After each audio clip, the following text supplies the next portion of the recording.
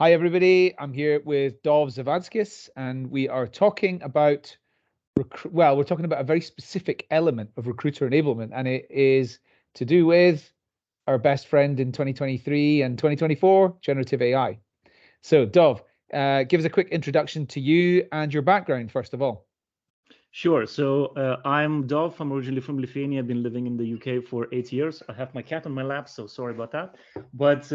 I'm a former talent sourcer. I was always working on really hard to fill roles internationally, and I've been freelancing since 2019. So at the beginning of the year, I decided to tweak my career around because ChatGPT became my best friend, and I had a lot of time on my hands to really become really practical about it. So that led me into experimenting a lot. And when I identified few challenges, I started talking about it. And this is basically what we're going to be talking about today. But also what I've been doing, especially since July, I'm focusing on demystifying, what AI is and how we can use generative AI in our life in general, whether that's personal or work related. Okay. Later on, to like how people can connect with you, but you've got a specific angle on recruiter enablement, and it's to do with job descriptions. Yeah. Give us give us your précis. Sure. I believe it from the experience that I had. I noticed that we do have challenges with job descriptions and also the managers who are responsible for creating those job descriptions, especially if it's a newly appointed person in the team. Because typically they are the ones who should be creating the job descriptions, but if they don't have, uh, the example of the job description, typically they would end up somewhere in recruitment or HR teams asking for an old one. Now, also with the release of generative AI, different tools, I've seen hundreds of different people who are saying online, "Hey, we use these prompts to rewrite your current job description, and then basically it's going to be better." That doesn't really solve the problem because we're just adding, a shiny layer to the outside, but we don't really fix anything. So instead, my approach to this is, and this is what people don't necessarily do yet, because instead of just asking questions how we ask ChatGPT questions, we can set it up in a way that ChatGPT would start asking us questions one by one without, having 20 questions, but it becomes a conversation, and we can give the context and say, "Hey, I'm a newly appointed manager for this and this business, or for this type of business, within this location or field or whatever. I have a team of 5 people, and we're looking to hire a new person. Can you help me understand what are the skills or other things that are necessary for my team to thrive?" That could be one of the ways to approach it, and then it becomes really challenging conversation, because I can guarantee that, because managers don't really pay attention for this element to begin with, and then they're typically the ones always challenging recruiters, "Where are my candidates? Where are my candidates? Why the process is taking so long?" We've seen that happen. So now the responsibility falls into their hands to actually do something about it, because right now the system is set up that the recruiter or a sourcer would have that initial conversation with the manager and try to get all of the information, but that doesn't change the job description. We just know what are the requirements we can eliminate during the recruitment process and what to completely ignore. But if we keep job information on the job description that is irrelevant to the role, we are potentially, making it worse for the potential candidates, because certain people will not apply, especially women tend to apply after 90, 100% match of the criteria, right? Yep. So going back to that setup, so then, when you have those conversations, what you're basically doing, and it's good that if the manager gives a lot of information, a rather detailed overview, what the role is about, what we will need from the person, and so on and so on.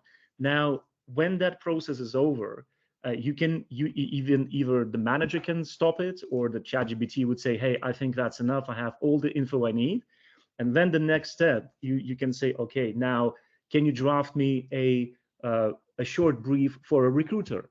Or can you now create a job description, and you can even share a layout of a draft of a description that the company is using, because every company has their own layout, and say, hey, this is an example. Now, based on the information that you already have from me about the role, can you help me create a brand new job description?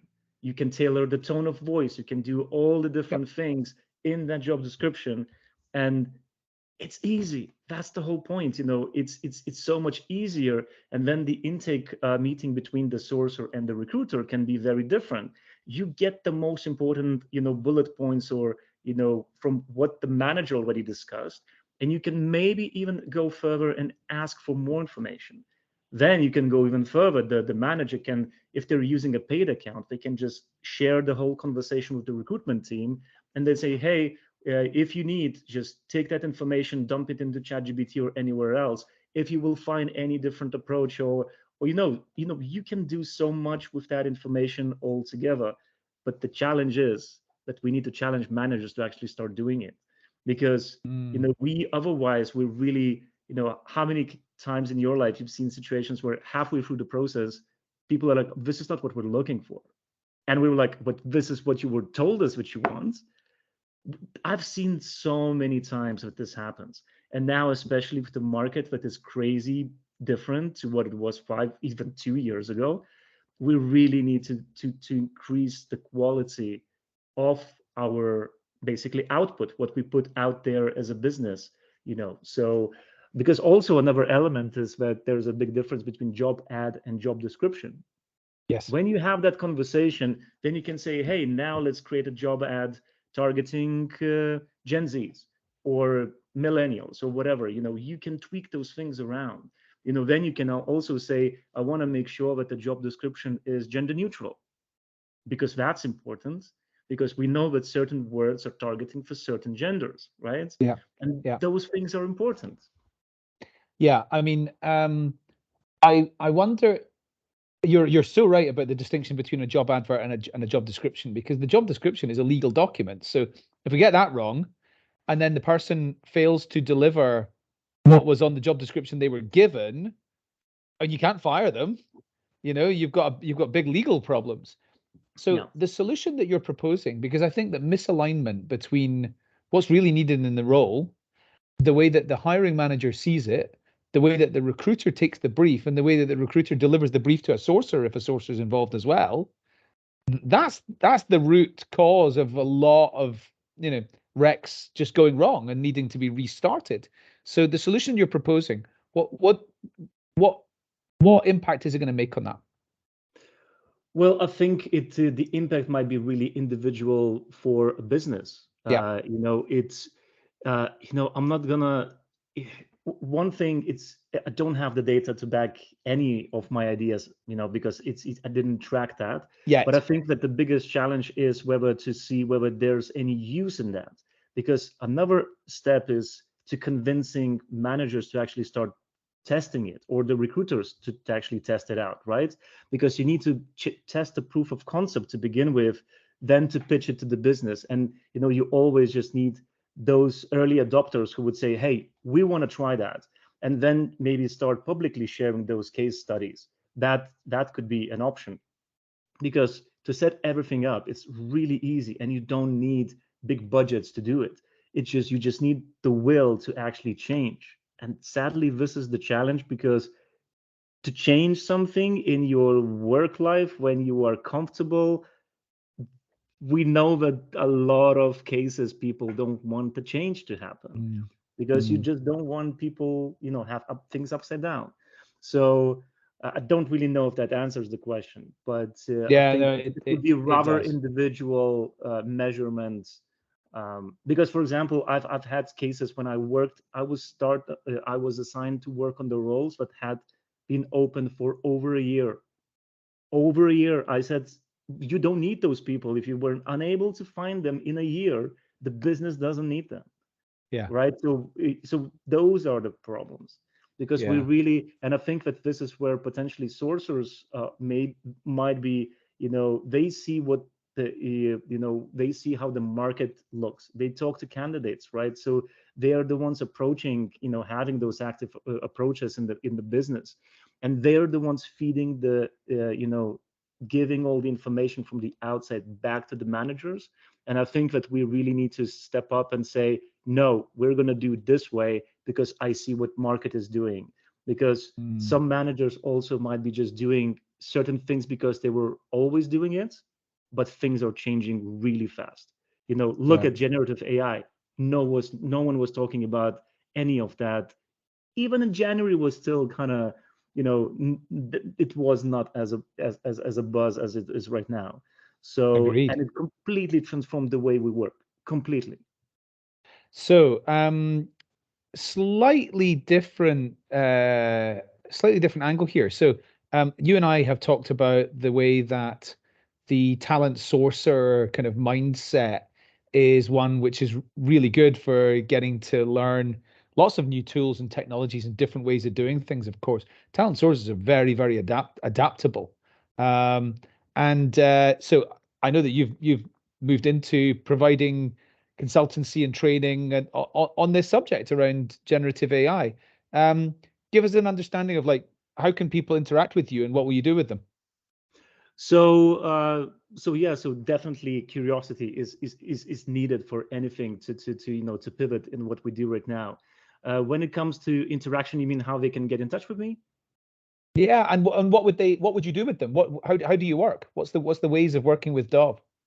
So because Befriend AI is me, right? So I'm rather adaptable, and I talk to the businesses and teams, and I try to understand first of all what is needed, and identify whether I have enough knowledge to actually be the one to help, because that not necessarily be the case. I'm not saying that I'm an expert, no way. I'm just really practical at certain things that I do, and especially for recruitment teams, I do believe I have enough experience in the field to tweak certain things around. When it comes to working, I do consulting, I do training, I customize, as I said, whether that's, if we're talking about generative AI in general, whether that's an intro, more like a basic intro, whether that's a deep dive, whether we're working on actual, challenges and procedures that the business wants to kind of, improve, let's say, or build something new from scratch. And also on the side, I do talk about, I do different events, but now instead of talking about recruitment, I switch into talking about all the AI stuff, but recruitment is kind of still there. And also what is really missing for me is the community elements. And slowly, very slowly, it's a painful process, but I'm trying to launch that myself as well.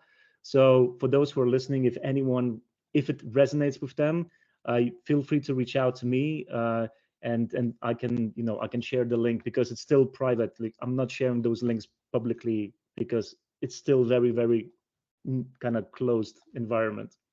What can you tell us what channel you've chosen for the community? Yes. So Heartbeat. Nobody knows this. Yeah. So you're too cool for me. I've never even heard of it. Exactly. So I don't know if you know AppSumo. Yes. Yes. Yeah. So this was one of the tools that I managed to snap about a year and a half ago. And ironically, one of the content creators on LinkedIn this year, she was like, "Oh, I'm launching the community and training and this and that." And I was like, "Heartbeat, I remember this." So, "Oh, I have it, but I never used it." And it's a really good tool. Good tool. It's rather different because it looks like Slack, but doesn't have any algorithms and any kind of commercials, or it's really cool. So yeah, great. Okay, Dov, thank you very much for joining me today. Again, another different take on the subject. I really appreciate you providing us with some extra knowledge on this recruiter enablement channel, and looking forward to seeing you again soon. Absolutely. And if anyone wants to connect, just drop me a message. Yeah. Have a fantastic week.